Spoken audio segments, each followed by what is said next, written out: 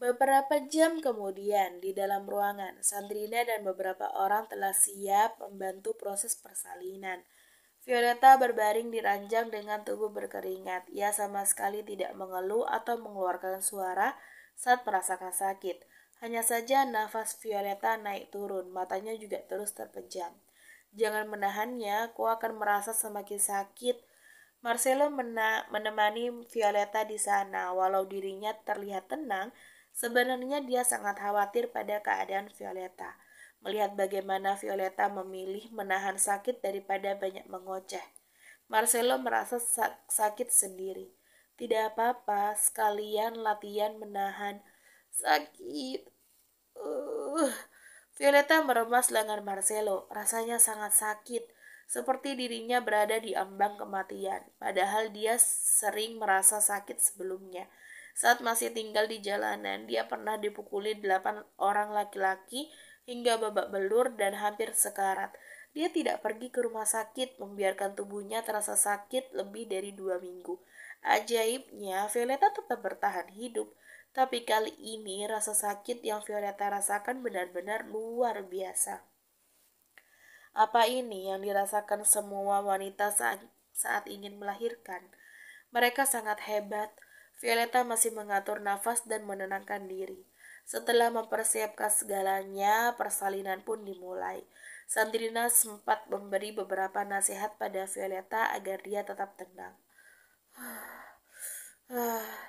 Violeta meremas kuat lengan Marcelo sembari mendorong di bawah sana. Ayo Nyonya, Anda pasti bisa. Lakukan yang terbaik, ujar Sandrina.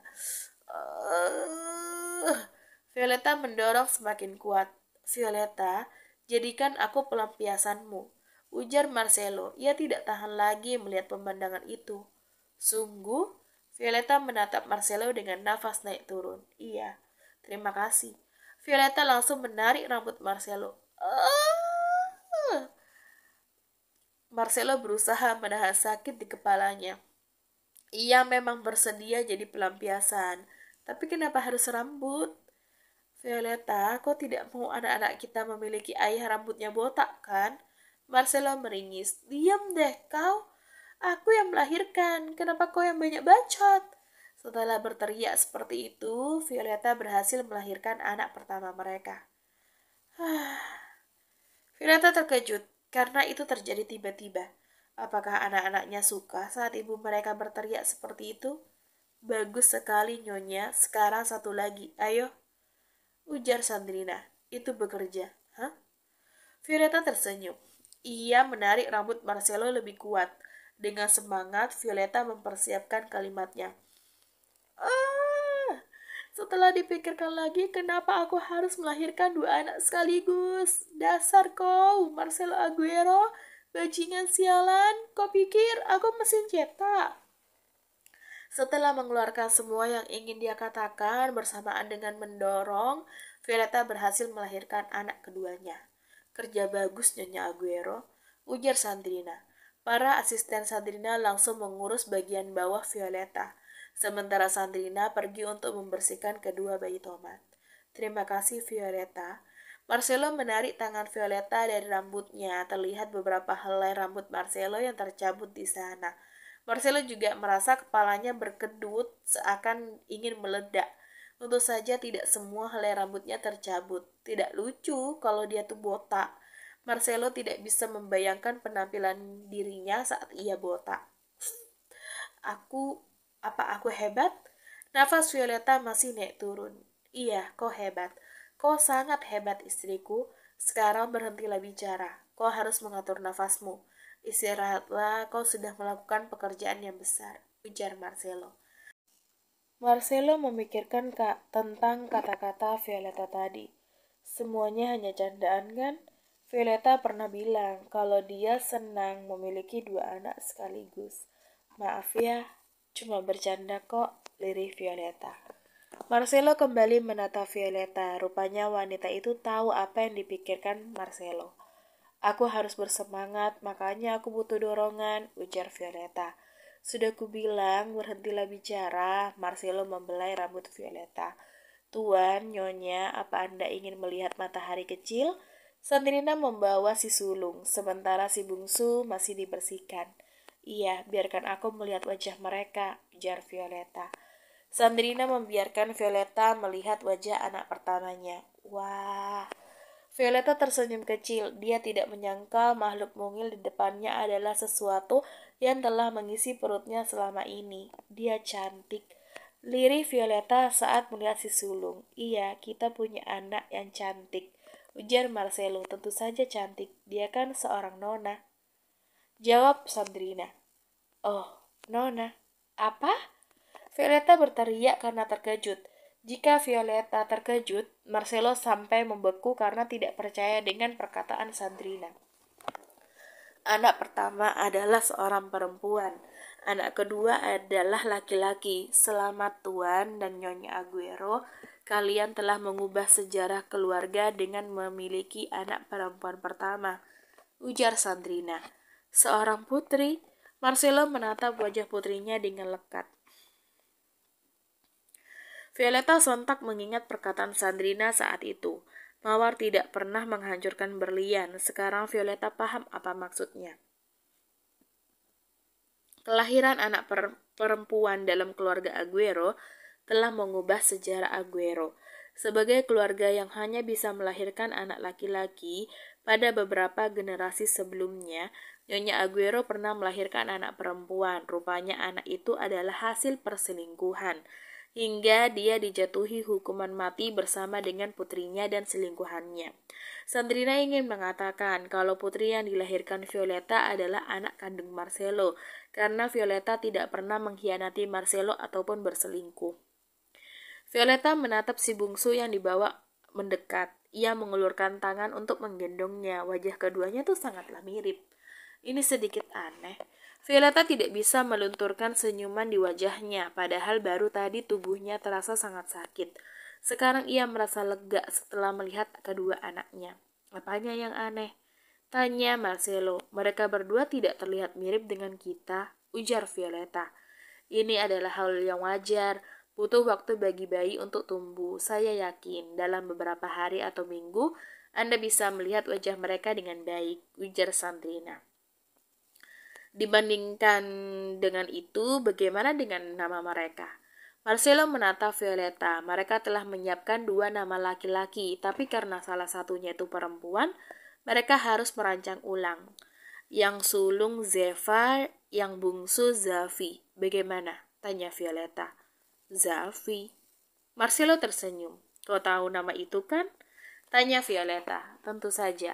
Zafi adalah nama belakang mendiang ibu Marcelo sebelum mendapatkan nama Aguero. Tapi jika kau keberatan, kita bisa mengubahnya, ujar Violeta. Tidak usah, aku suka nama itu. Zeva dan Zafi, mereka akan tumbuh dengan nama itu. Wah, Violeta. Gita ingin memeluk Violeta, tapi dia takut melukai wanita itu. Kau sangat hebat, ujar Gita. Kerja bagus, Violeta, puji Patricia. Kami mendengar suaramu dari luar, kalimat yang bagus, ujar Cecilia. Hei, Violeta jadi malu. Padahal aku mau melihat kedua keponakanku. Dominic merasa sedikit kesal karena Sandrina melarangnya melihat mereka. Kedua bayi tomat masih mendapatkan beberapa pemeriksaan dari Sandrina sebelum dikembalikan pada Violeta.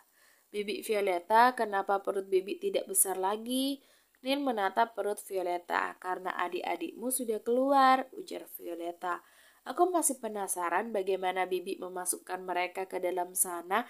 Saat aku menanyakannya pada papa, dia bilang aku terlalu kecil. Nil cemberut. aku itu Violeta melirik Patricia. Dan kenapa mereka harus dimasukkan ke dalam sana? Bukannya itu ribet? Kenapa tidak langsung mengajak mereka bermain saja? Aku mau main dengan mereka. Neil terus bicara. Iya, Bibi Violeta, kenapa harus dimasukkan lagi? Bella memberi tatapan polos. Neil, Bella, jangan ganggu Bibi Violeta ya.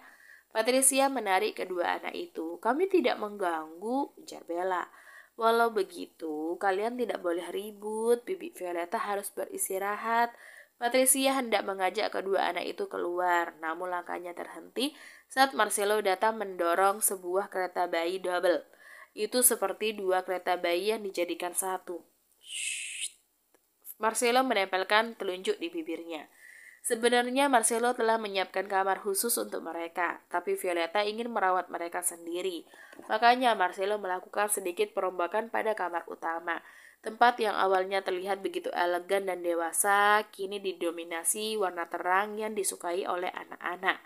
Terdapat sebuah ranjang bayi berukuran besar di sebelah tempat tidur sehingga Violeta dan Marcelo tidak akan kesulitan kalau Zeva dan Zafi terbangun di malam hari.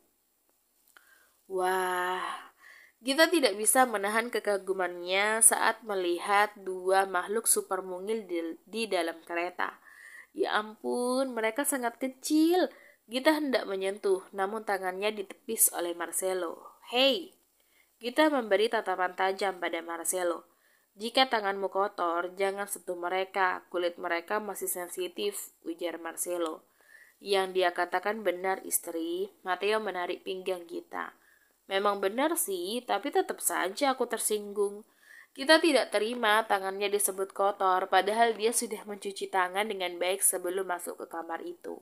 Sandrina mengatakan untuk memberi mereka ASI, ujar Marcelo. Kakek ipar akan melakukannya sekaligus, tanya Dominic. Ya satu-satulah. Violeta menerima Zafi. Tanpa aba-aba, Violeta melepaskan kancing baju tidurnya, mengeluarkan salah satu dadanya. Semua laki-laki di dalam sana kecuali Marcelo langsung memalingkan wajahnya, sementara Neil menatap Violeta dengan polos. Dia masih kecil sehingga dalam pikirannya hanya ada pertanyaan kenapa bayi itu melakukan itu. Seharusnya kakak ipar memberi aba-aba, ujar Dominic tanpa menatap Violeta. Ini kan kamarku, kalian aja yang sembarangan masuk, balas Violeta. Wah, dia menyedot dengan keras, celetuk Gita. Dia anak yang pintar, ujar Cecilia. Oh astaga, Gita terkejut saat sesuatu menyentuh tangannya. Awalnya, dia berpikir itu serangga, ternyata Bella yang menggenggam tangannya. Sejak kapan kau di sini? Gita menepuk kepala Bella. Maaf, ucap Bella, tidak apa-apa. Gita menghela nafas lega. Aku ingin melihat lebih dekat, ujar Bella. Kemarilah. Violeta menepuk tempat di sebelahnya. Bella langsung naik ke atas ranjang dan duduk di sebelah Violeta. Ia menatap Zafi kecil dengan wajah serius. Kenapa dia sangat kecil? Tanya Bella. Kau juga sekecil ini dulu, balas Violeta. Benarkah? Bella terkejut. Iya, semua orang sekecil ini. Bahkan ada yang lebih kecil lagi. Hanya ada beberapa saja yang terlahir besar. Ujar Violeta. Oh, Bella mengangguk. Neil hendak pergi melihat lebih dekat, namun Patricia menahannya. Tetaplah di sini dengan Mama, ujar Patricia. Tapi aku mau melihat adik kecil. Sudah terlalu ramai. Tidak apa-apa Patricia. Neil, kemarilah, ujar Violeta. Neil mendekati Violeta dengan wajah ceria. Dia duduk di sebelah Bella, ikut memperhatikan. Neil masih kecil. Dia tidak mungkin berpikiran kotor seperti suami kita, ujar Cecilia. Para suami di dalam sana merasa tersinggung, tapi tidak menyangkal. Di sisi lain, Dominic menatap Zeva yang digendong oleh Marcelo. Dominic bisa melihat kegugupan Marcelo. Pria itu pasti takut kalau pergerakannya akan membuat sang putri terluka. Kak, boleh aku menggendongnya? Tanya Dominic. Kau sudah cuci tangan? Tanya Marcelo. Sudah. Memangnya kok bisa? Pokoknya hati-hati. Jangan sampai dia terluka. Marcelo menyerahkan Zeva dengan hati-hati. Halo keponakan kecil, kok agak cantik ya? Kupikir kita mirip. Pria dengan wajah tampan dan cantik. Dominic menatap wajah Zeva. Dia perempuan, jawab Marcelo. Pekerjaan Marcelo membuat semua orang kecuali Violeta dan kedua anak kecil menoleh. Mereka langsung menggerumuni Zeva seperti sekelompok semut yang melihat gula. Dia perempuan, benarkah? Kita tidak bisa percaya. Ayo cek, ujar Lee. Hei, menyingkirlah. Kalian akan membuat putriku kesulitan bernafas, ujar Marcelo. Wah, dia benar-benar menyebutnya putri, celetuk kita. Kak, apa ini sungguhan? Seorang putri? Matteo menatap Marcelo. Iya, sudah dipastikan dia perempuan. Kalian bisa memeriksaannya saat mengganti popok, ujar Marcelo. Seorang putri di keluarga Aguero, wajah Dominic merona. Violeta benar-benar mengubah sejarah keluarga Aguero, ujar Cecilia. Ini bukan hanya karena aku, Marcelo yang menyediakan bibitnya, balas Violeta. Bagaimana dengan namanya? Apa kau sudah menamai mereka? Tanya Patricia. Zeva dan Zafi, balas Marcelo. Katanya 3 kata. Ayo, katakan nama lengkap mereka, ujar Gita. Zefania Marita Aguero dan Xaviero Marvilo Aguero, ujar Violeta. Marietta, apa itu gabungan namamu dan Marcelo? Tanya Gita. Iya, sangat sulit menggabungkan nama kami. Violeta menghela nafas. Awalnya dia ingin memakai Marcella. Kemudian ia mengubahnya lagi. Matteo, saat dia lahir nanti, ayo beri nama gabungan kita sebagai nama tengahnya, ujar Gita dengan semangat. Aku sudah memikirkannya dengan baik. Kau tidak perlu khawatir. Matteo menunjukkan ibu jari dan wajah penuh kepercayaan diri pada Gita. Hani, kita tidak boleh kalah. Dominic menatap Cecilia. Aku sudah menyiapkan nama itu dari dulu. Cecilia mengedipkan sebelah matanya. Apa yang terjadi di sini? Memangnya sebuah nama itu perlombaan? Hah? Patricia menoleh ke arah Lia memberinya tatapan penuh harap. Kau juga? Tanya Patricia. Bagaimana dengan Lian? Lee tersenyum. Kenapa? Kita juga tidak boleh kalah dari para orang bodoh ini, bisik Lee. Kalau Neil tahu, dia akan ngambek karena namanya hanya 2 kata, balas Patricia. Kita bisa mengganti nama Neil kalau dia mau. Lee tersenyum lebar. Mudah untuk membicara? Patricia menghela nafas, namun ia terus memikirkan nama Lian itu. Dominic, bawa Zeva kemari, ujar Violeta karena dia harus menyusui Zeva juga. Baik. Dominic menghentikan langkahnya. Ia langsung menyerahkan Zeva pada Marcelo. Maaf kak, meski aku sering melihat dada seorang wanita di masa lalu, aku tidak bisa melakukannya sekarang, ujar Patricia. Siapa yang menyuruhmu melihat dada istriku? Marcelo memberikan tatapan tajam pada Dominic sebelum mendekati Violeta. Oh, jadi kau sering melihat dada seorang wanita, ha? Cecilia merasa kesal. Oh, Hani, ini hanya masa lalu, Dominic gelagapan. Cih. Cecilia keluar dari kamar. Tunggu, Hani. Dominic menyusul istrinya. Haruskah kita membantunya? Tanya Gita. Tidak usah, malas, balas Matteo. 1 hari setelah kelahiran anak kembarnya, Aguero secara resmi memberikan pengumuman pada semua orang tentang hal ini. Reaksi mereka beragam. Ada yang memanfaatkan momen ini untuk menyerang Aguero, ada juga yang mempersiapkan seorang putra di masa depan untuk bisa jadi pasangan Zeva nantinya. Beberapa pihak yang mengetahui rahasia Aguero merasa terkejut dengan kelahiran seorang putri di keluarga itu. Tapi mereka tidak berani menyebarkan rumor apa-apa soal Violeta, karena Marcelo telah memperketat penguasaannya. Banyak orang yang langsung mengirimkan hadiah sebagai formalitas. Hadiah yang diberikan beragam, ada pakaian bayi, susu, popok dalam jumlah yang besar, kereta bayi, tempat tidur bayi, beberapa mainan, bahkan ada hadiah yang tidak masuk akal diberikan pada anak kecil, seperti perhiasan kalung, gelang, cincin, yang terbuat dari permata sampai ada yang berlian. Orang-orang yang mengirim perhiasan menginginkan posisi menantu keluarga Aguero untuk keluarga mereka. Hal ini sempat membuat Violeta marah, karena keduanya anaknya langsung menjadi incaran pernikahan padahal mereka baru berumur 1 hari. Bagaimana dengan kondisi mansion Aguero? Tempat itu dipenuhi kebahagiaan. Marcelo menaikkan gaji pegawai jadi 3 kali lipat dari gaji asli mereka dan menambahkan iuran pensiun.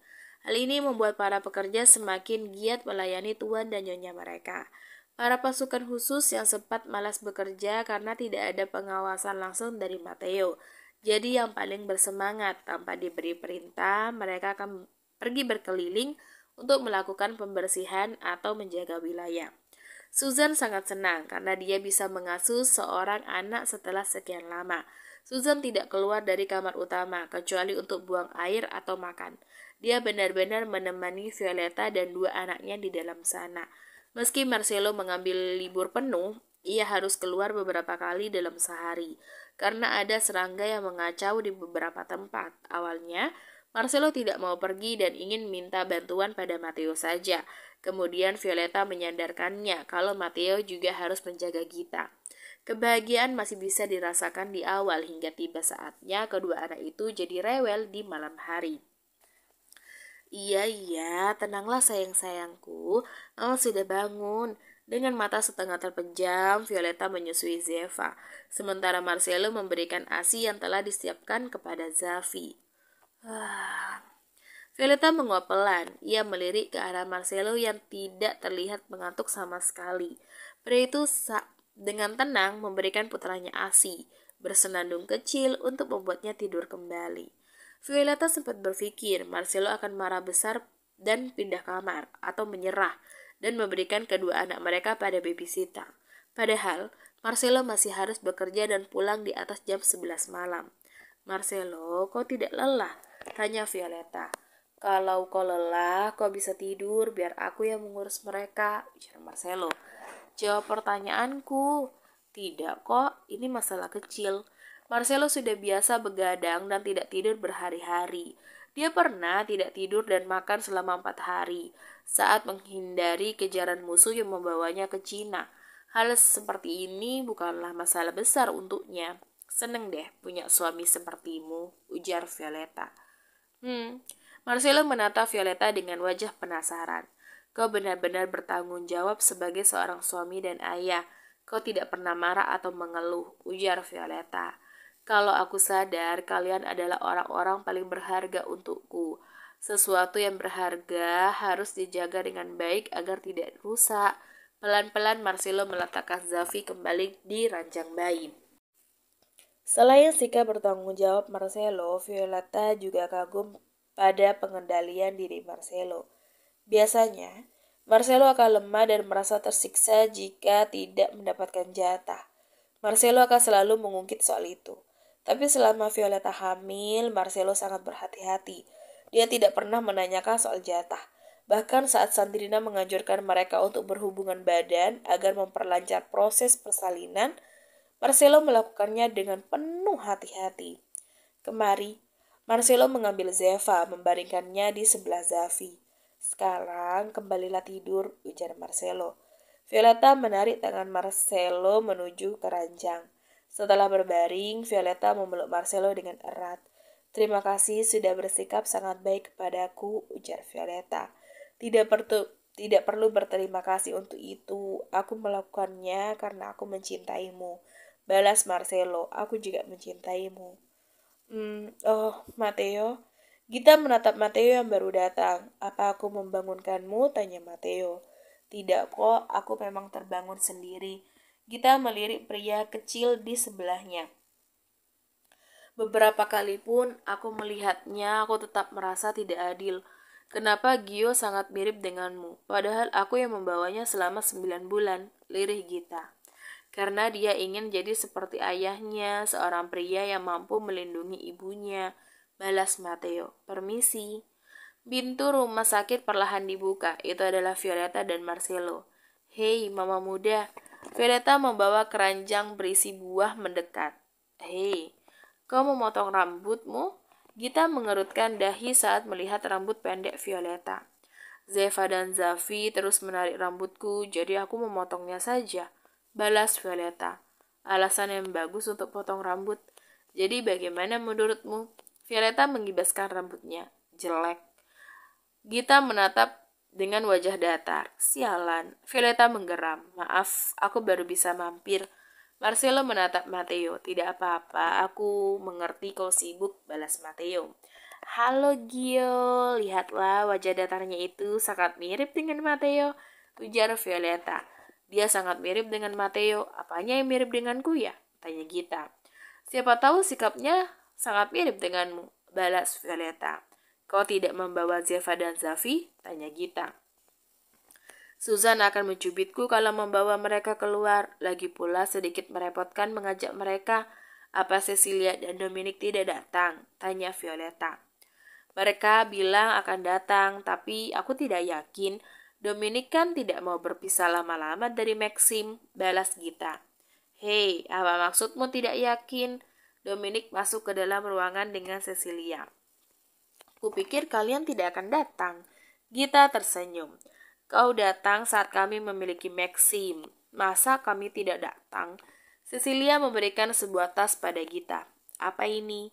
Gita mengeluarkan isi tas yang merupakan sebuah kotak merah. Di dalam kotak terdapat sebuah berlian yang berukuran cukup besar. Aku tidak tahu harus memberi apa, ujar Cecilia. Baiklah, aku akan menjual ini jika aku jatuh miskin, balas Gita. Semoga kau cepat jatuh miskin. Cecilia tersenyum. Dasar orang kaya, sialan. Kita melirik Dominic yang terus menatap Gio dengan wajah berbinar. Dia sangat imut, mirip dengan Maxim kecil, ujar Dominic. Maxim Domicelli Toretto adalah nama anak Dominic dan Cecilia. Dia seorang laki-laki, sama seperti Gita. Cecilia sedikit kesal karena Maxim sangat mirip dengan Dominic.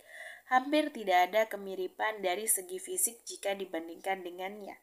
Dominic menjadi ayah yang sangat baik. Dia mengambil banyak libur atau bolos dari kerja demi menemani putra mereka. Dia banyak bicara di depan Maxim, walau anak itu tidak akan mengerti dengan perkataannya. Dominic juga aktif mengajak anak itu berjemur sinar matahari pagi setiap harinya dan tidak mau menyingkir dari sisi Maxim jika dia masih ada di mansion.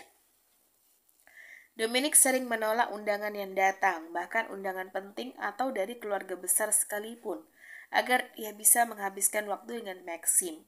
Cecilia malas menghentikannya, lagi pula sejak awal pandangan publik pada Dominic memang seorang yang gila.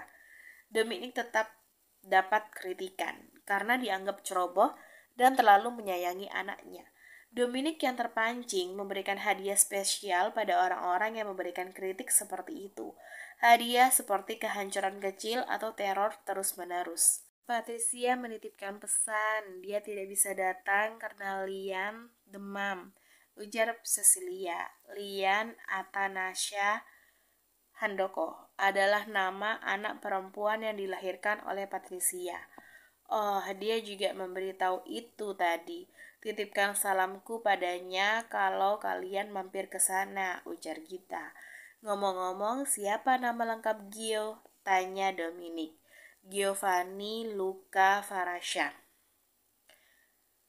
balas Matteo. Awalnya Gio yang merupakan gabungan dari nama Gita dan Matteo akan digunakan sebagai nama tengah. Kemudian Gita mengusulkan memakainya sebagai nama depan saja dan Matteo menyetujui itu. Kalau mereka sudah besar nanti, bagaimana jika menyekolahkan mereka di tempat yang sama? Dominic tersenyum. Pertanyaan Dominic membuat semua orang terdiam. Anak-anak dari keluarga besar, apalagi keluarga mafia yang berpengaruh, biasanya mendapatkan pendidikan private di rumah mereka. Tujuannya untuk membuat mereka tetap aman dan orang tua bisa mengatur apa saja yang harus dipelajari anak mereka. Kelemahannya, anak-anak lebih cepat merasa kesepian karena tidak ada teman yang menemani mereka. Gio sudah pasti akan masuk sekolah seperti anak-anak lain, tapi apa kau yakin akan menyekolahkan anak putramu di tempat ramai? Tanya kita. Tentu saja, aku sangat ingin Maxim tumbuh dengan baik dan memiliki banyak teman. Bagaimana menurutmu, Hani? Dominic menatap Cecilia. Itu bukan ide yang buruk, tapi... Hei Cecilia, apa yang kau khawatirkan? Zeva dan Zafi juga akan sekolah bersama Gio nantinya, ujar Violeta. Apa? Cecilia terkejut. Aku dan Marcelo sudah membahas ini sebelumnya. Pendidikan private sangat membosankan. Kami ingin mereka bisa berkembang selayaknya anak-anak di luar sana. Ujar Violeta. Bagaimana cara kalian menjelaskan soal mafia nantinya? Tanya Cecilia. Cecilia, apa yang terjadi padamu? Biasanya kau tidak takut pada tantangan baru kan? Marcelo menatap Cecilia. Kau benar. Cecilia mengedikkan bahu, lalu tersenyum kecil. Percakapan mereka terus berlanjut.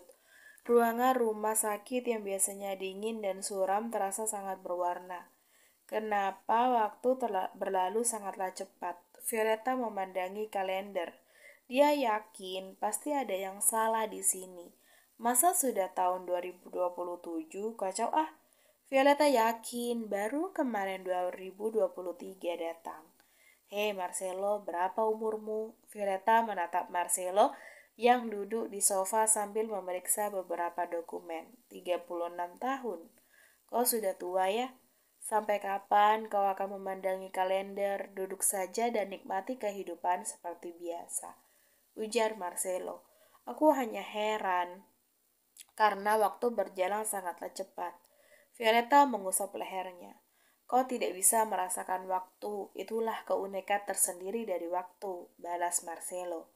Iya, Violeta menatap anak laki-laki kecil yang memeluk kakinya.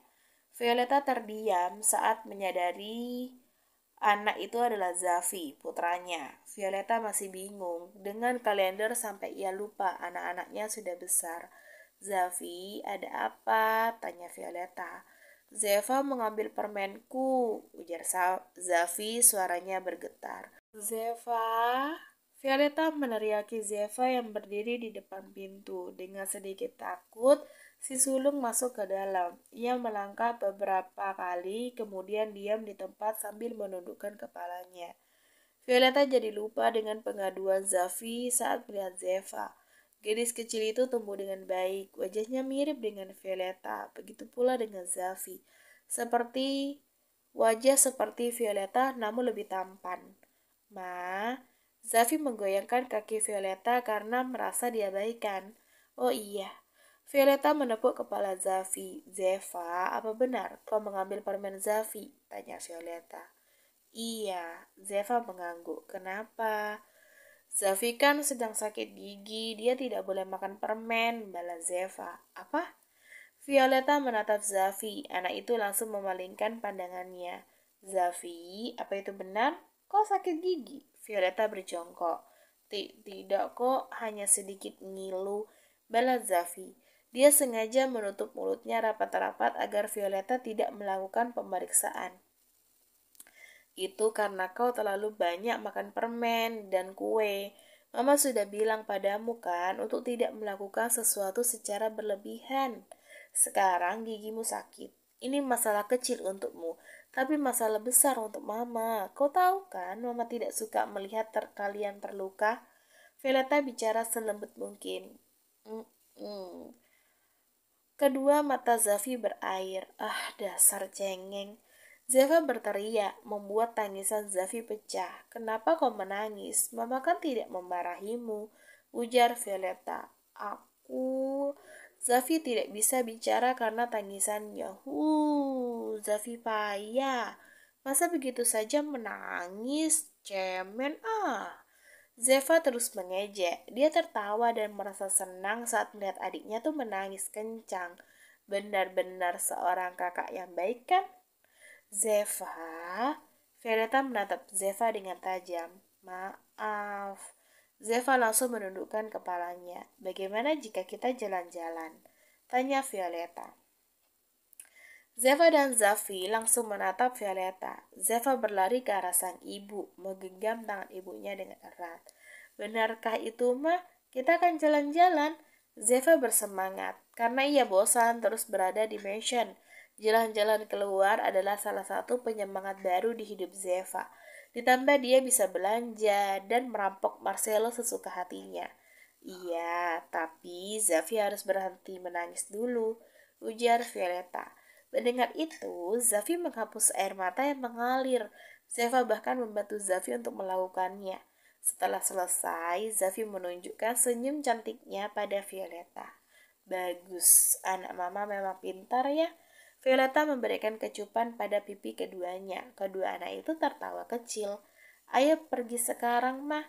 Zeva menarik tangan Violeta. Dia sudah tidak sabar pergi jalan-jalan. Iya, mah. Ayo, ayo. Zafi juga merengek. Sebentar. Violeta melirik Marcelo yang masih fokus pada dokumen. Kita pergi bertiga aja ya. Papa sedang sibuk. Ujar Violeta. Aku sudah selesai kok. Marcelo langsung menutup laptop dan berdiri. Oh, sudah selesai. Pasti kau sangat bekerja keras sampai mengabaikan hal tadi kan? Violeta tersenyum miring. Mengabaikan apa, Bu? Tanya Zafi. Bukan apa-apa. Ayo. Violeta membawa kedua anaknya keluar dari kamar. Marcelo menyusul di belakang.